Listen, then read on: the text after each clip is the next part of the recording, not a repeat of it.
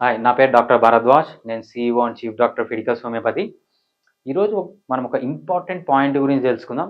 Cervical spondylosis. చాలామంది మెడ నొప్పి అంటుంటారు. సాఫ్ట్వేర్ ఇంజినీర్లు, లేకపోతే ఇంట్లో ఉన్న ఆడవాళ్ళు, చిన్నపిల్లలు అందరూ చెప్తున్నారు. చాలామందికి సర్వైకల్ స్పాండిలోసిస్ అంటారు, మెడ నొప్పి అంటారు. కానీ మనం ప్రాక్టికల్‌గా అసలు మెడలో ఏం జరుగుతుంది అని మనము ఈ ప్రజెంటేషన్‌లో చూద్దాం. ప్రజెంటేషన్‌లో ఎక్కువ పిక్చర్స్ ఉంటాయి. ఆ పిక్చర్స్‌ని బట్టి నేను ఎక్స్‌ప్లెయిన్ చేస్తాను. అసలు ఏం జరుగుతుంది? సర్వైకల్ స్పాండిలోసిస్‌లో ఎన్ని రకాలుంది? ఫస్ట్ స్టేజ్ అంటే ఏంటి? సెకండ్ స్టేజ్ అంటే ఏంటి? థర్డ్ స్టేజ్ అంటే ఏంటి? సో, మనం ఫస్ట్ స్టేజ్ వచ్చినప్పుడు ట్రీట్మెంట్ ఎలా ఉంటుంది? సెకండ్ స్టేజ్ వచ్చినప్పుడు ట్రీట్మెంట్ ఎలా ఉంటుంది? థర్డ్ స్టేజ్ వచ్చినప్పుడు ట్రీట్మెంట్ ఎలా ఉంటుంది? అని మనము కంప్లీట్‌గా అసలు మీకు మెడ నొప్పి గురించి కంప్లీట్‌గా అర్థమైపోవాలి ఈ వీడియో చూస్తే. మెడ నొప్పిని మనము సైంటిఫిక్‌గా ఏమంటామంటే సర్వైకల్ స్పాండిలోసిస్ అనేది టెక్నికల్ వర్డ్ అనమాట. దీన్నే మెడ నొప్పి లేకపోతే నరాల మెడ ఎముకలు అరిగిపోయినాయి అంటారు కదా! అది. సో, మనము మెడ భాగం తీసుకున్నప్పుడు సో, పైన మనకు పుర్రె ఉంటుంది. కింద థొరాక్స్ ఉంటుందనమాట. థొరాక్స్ అంటే చెస్ట్ రీజన్ ఉంటుంది. ఆ చెస్ట్ రీజన్‌లో మనకేమవుతుందంటే ఇలా ఒక 7 వర్టిబ్రా ఉంటాయన్నమాట. 1, 2, 3, 4, 5, 6, 7 7 వర్టిబ్రా ఉంటాయన్నమాట. అంటే దీన్ని సర్వైకల్ వర్టిబ్రా అంటాం. 7 వర్టిబ్రా ఉంటాయి. మనం ఒక్క వర్టిబ్రా తీసుకున్నాం. అంటే ఒక క్రాస్ సెక్షన్ తీసుకున్నాం. అంటే ఇక్కడి నుంచి ఇట్లా కట్ చేస్తే దాన్ని క్రాస్ సెక్షన్ అంటారు. ఎప్పుడైతే ఆ క్రాస్ సెక్షన్ తీసుకున్నామో ఇలా కనిపిస్తుందనమాట. దీంట్లో ఏమేమి ఉంటుంది చూడండి. ఫస్ట్ దీన్ని డిస్క్ అంటారు. డిస్క్‌లు అరిగిపోయినాయి అంటారు చూసారా? ఇది డిస్క్ అంటారనమాట. ఈ డిస్క్‌కు ముందు ఈ బోన్ ఉంది చూసారా? ఈ బోన్‌లో ఒక హోల్ ఉంటుంది మధ్యలో. ఒక రంధ్రంలాగా ఉంటుంది. ఈ రంధ్రంలో మన వెన్నపూస అంటారనమాట. సో, దీన్నేమంటారంటే స్పైనల్ కార్డ్ అంటారు. మనము చికెన్ గాని, మటన్ గాని తినేవాళ్ళు బోన్స్ తినేటప్పుడు ఒక చిన్న ఈ నరాల్లోంచి ఒక చిన్న ఈ హోల్‌లోంచి ఒక చిన్న నరం పోతుంటుందనమాట. దాన్ని స్పైనల్ కార్డ్ అంటామనమాట. ఆ స్పైనల్ కార్డ్ నుంచి చిన్న నరాలు బయటకొస్తాయి. ఇదిగోండి ఇదొక నరం బయటకొచ్చింది. ఇదొక నరం బయటకొచ్చింది. దీన్నేమంటామంటే స్పైనల్ కార్డ్ అంటాము. దీన్నేమంటామంటే నర్వ్ అంటామనమాట. ఇది స్ట్రక్చర్. ఇది నార్మల్ స్ట్రక్చర్. ఇక్కడ చూడండి ఈ బోన్స్ మధ్యలోంచి ఫ్రీగా వస్తుంది. సో, ఈ 2 బోన్స్ మధ్యలో ఒక గ్యాప్ ఉంటుందనమాట. దాన్నేమంటామంటే ఇంటర్వర్టిబ్రల్ ఫొరామెన్ అంటాం. ఈ ఇంటర్వర్టిబ్రల్ ఫొరామెన్ నుంచి హ్యాపీగా ఇది బయటకొస్తుంది చూడండి. స్మూత్‌గా వస్తుంది. ఏం ప్రాబ్లమ్ లేదు. అదే విధంగా ఏదైతే ఈ స్పైనల్ కార్డ్ ఉంది చూడండి. మధ్యలో సెంటర్‌లో ఉంది. దీనికి ఎటువంటి ప్రాబ్లమ్ లేదనమాట. నార్మల్ మనిషిలో ఇలా ఉంటుంది. ఎప్పుడైతే మీకు ఫస్ట్ స్టేజ్‌కెళ్తుందో, ఫస్ట్ స్టేజ్‌లో గూడా మీకు ఇలానే ఉంటుంది. దీని చుట్టూ స్ట్రక్చర్స్ ఉంటాయి. దీని చుట్టూ మనకేముంటాయంటే ఆహ్, మజిల్ ఉంటుంది. ఫస్ట్ ఈ మజిల్ ప్రాబ్లమ్ ఒస్తుంది. దీని చుట్టూ ఉన్న మజిల్ ప్రాబ్లమ్ ఒస్తది. అది ఫస్ట్ స్టేజ్‌లో.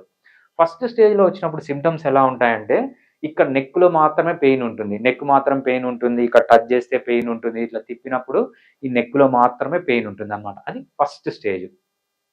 సెకండ్ స్టేజ్‌కెళ్ళేటప్పుడు చూడండి ఏం జరుగుతుందంటే, సో, ఇది మీ ఇంటర్వర్టిబ్రల్ డిస్క్ అన్నమాట. ఇది నార్మల్. ఇక్కడ చూడండి ఇది స్పైనల్ కార్డ్ నార్మల్‌గానే ఉంది. అదే విధంగా స్పైనల్ కార్డ్ నుంచి వచ్చే నర్వ్స్ కూడా నార్మల్‌గానే ఉన్నాయన్నమాట. ఇక్కడ కూడా ఏం ప్రాబ్లమ్ లేదు. ఇది నార్మల్. అబ్నార్మల్‌గా సెకండ్ స్టేజ్‌లో ఏమవుతుందంటే ఇక్కడ చూడండి, ఈ ఏదైతే ఈ డిస్క్ ఉందో, లేకపోతే ఈ ఇంటర్వర్టిబ్రల్ ఫొరామెన్ నుంచి ఇట్లా బయటికి పోతుందో, దానిపైన ప్రెషర్ పడుతుందన్నమాట. ఎప్పుడైతే ప్రెషర్ పడుతుందో దీన్ని ఆహ్, సర్వైకల్ రాడిక్యులోపతి అంటామనమాట. రాడిక్యులోపతి అంటే ఏంటంటే, నెక్ నుంచి మీకిట్లా నరాలొస్తూ ఉంటాయి. ఎప్పుడైతే ఈ నరాలు ఇట్లా కంప్రెస్ అయితాయో, సెకండ్ స్టేజ్‌లో ఏమవుతుందంటే నెక్ పెయిన్ అనేది నెక్ నుంచి మీకు చేతుల్లోకొస్తుంది. చేతుల్లోకి రావడము, నమ్‌నెస్ రావడము, టింగ్లింగ్ రావడము, జెర్రులు పాకినట్టు అనిపియడము, మొద్దుబారిపోవడము చెయ్యి నొప్పి రావడము, ఇవన్నీ జరుగుతుందనమాట. ఇది సెకండ్ స్టేజ్‌లో. సో, నెక్స్ట్ థర్డ్ స్టేజ్‌లో ఏమవుతుంది? ఒక్కసారి ఇది ప్రాబ్లమ్ వచ్చిన తర్వాత ఇది సెకండ్ స్టేజ్‌లో. థర్డ్ స్టేజ్‌లో ఏమవుతుంది? థర్డ్ స్టేజ్‌లో ఏమవుతుందంటే ఏదైతే సెంట్రల్ మీకు స్పైనల్ కార్డ్ ఉందో, ఇది ఇది చూసారా? ఈ స్పైనల్ కార్డ్ ఉందో, ఈ కార్డ్ పైన ప్రెషర్ పడుతుంది. ఇక్కడి నుంచి చూడండి కార్డ్ పైన ప్రెషర్ పడి ఇక్కడ కార్డ్ అంతా వంగిలు అంటే మెయిన్ నర్వ్ మనిషిలో ఉన్న పెద్ద నరం ఏదుందో ఆ నరం పైన ప్రెషర్ పడుతుందనమాట. ఎప్పుడైతే ఈ నరం పైన ప్రెషర్ పడుతుందో ఏమవుతుందంటే ఇక్కడ సర్వైకల్‌లో పడుతుంది కాబట్టి కింద పార్ట్ అంతా పనిచేయడం మానేస్తుంది. ఇప్పుడు ఏమేం ప్రాబ్లమ్స్ వస్తాయి? మోషన్ సరిగ్గా రాదు. సెక్సువల్ యాక్టివిటీ సరిగ్గా ఉండదు వీళ్ళలో. సరిగ్గా నడవలేరు. బ్యాలెన్స్ ఉండదు. సో, ఏ ఏ సిస్టము సరిగ్గా కిడ్నీలు సరిగ్గా పనిచేయవు. లంగ్స్ సరిగ్గా పనిచేయవు. సో, మనకు బాడీలో కింద పార్ట్‌కి ఎక్కడి నుంచన్నా నర్వ్ సప్లై ఇక్కడి నుంచే ఉంటుంది. సో, ఈ నర్వ్ పైన ప్రెషర్ పడిందనుకో కింద పార్ట్‌లన్నీ సరిగ్గా పనిచేయవన్నమాట. సో, పారాస్థీషియా అంటారు. పారాస్థీషియా అంటే మొద్దుబారిపోయినట్లు కావడము, సో, మంటలు పెట్టడము ఇవన్నీ ఈ స్టేజ్‌లో చూస్తామన్నమాట. సో, ఫస్ట్ స్టేజ్‌లో ఇలా ఉంటుంది. జస్ట్ చుట్టుపక్కల ఉన్న స్ట్రక్చర్సే డ్యామేజ్ అయితాయి. సెకండ్ స్టేజ్‌లో ఇలా ఉంటుంది. సో, ఇక్కడి నుంచి వచ్చే నర్వ్స్ డ్యామేజ్ అయితాయి. థర్డ్ స్టేజ్ మెయిన్ స్పైనల్ కార్డే డ్యామేజ్ అవుతుంది. సో, హోమియోపతి ఏం చేయగలదు మీకు ఈ స్టేజ్‌లో? సో, ఇనీషియల్ స్టేజ్‌లోనే ఉందనుకోండి. అంటే మీకు ఇంకా స్ట్రక్చరల్ చేంజెస్ రాలేదు. రాడిక్యులోపతి రాలేదు. మైలోపతి కూడా రాలేదనమాట. అప్పుడు హోమియోపతిలో ఎక్సలెంట్ మెడిసిన్స్ ఉన్నాయి. ఏవైతే చుట్టుపక్కల చేంజెస్ వచ్చాయో ఆ మెడిసిన్స్ ద్వారా మనం కంప్లీట్‌గా రివర్స్ చేసుకోవచ్చు. ఒక్క సైడ్ ఎఫెక్ట్ కూడా లేకుండా. లేదు నెక్స్ట్ స్టేజ్‌కెళ్లారు రాడిక్యులోపతి అంటే గూడా, ఈ రాడిక్యులోపతిలో గూడా మళ్ళీ మనం డిఫరెంట్ స్టేజెస్ ఉన్నాయి. కొన్ని స్టేజెస్‌లో మనము కంప్లీట్‌గా ఈ పాథాలజీని రివర్స్ చేసి నార్మల్ చేసుకోవచ్చు. బట్ కొన్ని స్టేజెస్‌లో ఏమవుతుందంటే ఇలా అయిందంటే ఏం చేస్తారంటే దీన్ని అలోపతిలో కట్ చేసి దీని పైన ప్రెషర్ తీసేస్తారు.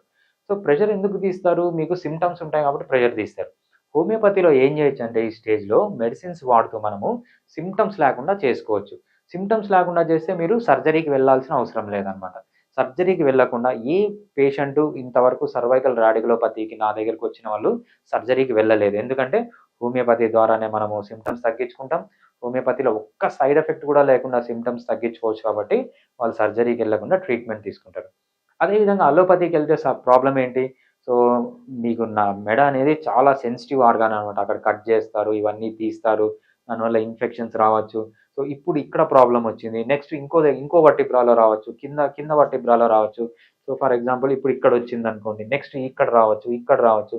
సో, బేసిక్‌గా ఏంటంటే హోమియోపతి మెడిసిన్స్ ఏం చేస్తాయంటే ఇక్కడ మంచి నర్వ్ స్ట్రెంత్ ఇస్తాయి. బోన్‌కి స్ట్రెంత్ ఇస్తాయి. బోన్ ఫర్దర్‌గా అరిగిపోకుండా చూసుకుంటుంది. ఈ డిస్క్‌లు అరిగిపోకుండా చూసుకుంటుంది. ఆ కెపాసిటీ అనేది హోమియోపతి మందులకు ఉంది కాబట్టి మనం ఈ కేస్‌లో సర్జరీ వరకు పోకుండా ట్రీట్ చేయొచ్చు. నెక్స్ట్ థర్డ్ స్టేజ్ కథ ఏంటి? థర్డ్ స్టేజ్‌లో ఏంటంటే ఇక్కడ గూడా మనం హోమియోపతి మెడిసిన్స్ ద్వారా మనం ఏం చేయొచ్చంటే ఆహ్, సింప్టమ్స్ అన్నీ తగ్గించుకోవచ్చు. సింప్టమ్స్ లేకుండా చేసుకోవచ్చు. సో, చాలా రేర్‌గా మేబీ నాకొచ్చిన చాలా తక్కువ కేసెస్‌లో వాళ్ళు సర్జరీ వరకు ఎళ్ళాల్సొచ్చింది. సర్జరీ వరకు ఎళ్ళాల్సొచ్చిందంటే ఈ ప్రాబ్లమ్ ఇంకా సివియర్ అయిపోయి దీనిపైన మెకానికల్ ప్రెషర్ పడి సో, సింప్టమ్స్ కంట్రోల్ కావట్లేదు కాబట్టి ఎళ్ళాల్సొచ్చింది. చాలా రేర్ కేస్ అది. బట్ ఈ స్టేజ్‌లో ఉన్నా గూడా హోమియోపతిలో మంచి మెడిసిన్స్ ఉంటాయి. హోమియోపతి మెడిసిన్స్ ఏం చేస్తాయంటే ఫర్దర్‌గా డ్యామేజ్ కాకుండా, ఫర్దర్‌గా బోన్స్ అరిగిపోకుండా, డిస్క్‌లు అరిగిపోకుండా బోన్‌కి, డిస్క్‌కి స్ట్రెంగ్త్‌లిచ్చి సర్జరీ వరకు పోకుండా మనం సింప్టమ్స్ తగ్గించుకుంటూ కాపాడుకుంటూ రావచ్చు. నార్మల్‌గా ఈ చేంజెస్ అన్నీ ఎవరికొస్తాయి? ఇంత సివియర్ చేంజెస్ ఓల్డ్ ఏజ్ పీపుల్‌కొస్తాయి.